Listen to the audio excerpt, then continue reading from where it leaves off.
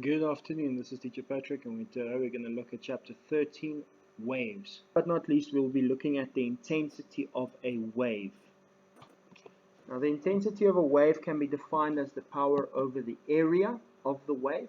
So as the wave starts moving out, the area increases, the same power.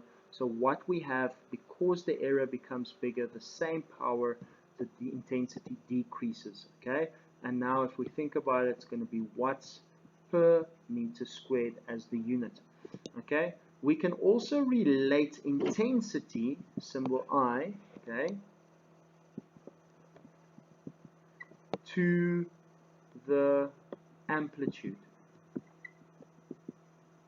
okay, because amplitude is actually a measure of power, and it's actually that amplitude is directly proportional to the of intensity is directly proportional to the amplitude squared.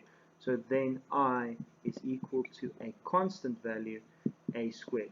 Okay, so what's going to happen if I have the amplitude, okay, it is directly proportional to the square root of the intensity.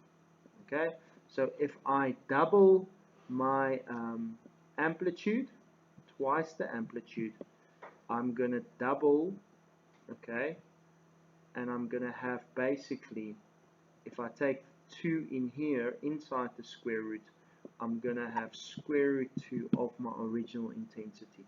Okay, and we will look at calculations like this. For example, if I say 4 times my amplitude, okay, and my amplitude is squared, that's going to be 16 times the amplitude squared, which is going to be mean 16 times my intensity. Okay, so this is supposed to be a proportionality sign. The moment there's a constant value, we put a K. So guys, intensity is directly proportional to amplitude, which means if we put a constant value there, that we can calculate the value if the constant. We do hardly ever do that, but what they do is they work with this thing about increasing or decreasing my amplitude. How does it affect my intensity?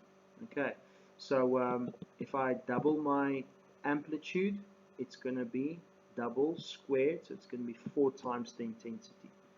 If I divide the amplitude, okay, by 2, half the amplitude, it's going to be half squared, which is a quarter of the intensity. Okay, and then we can work the other way around.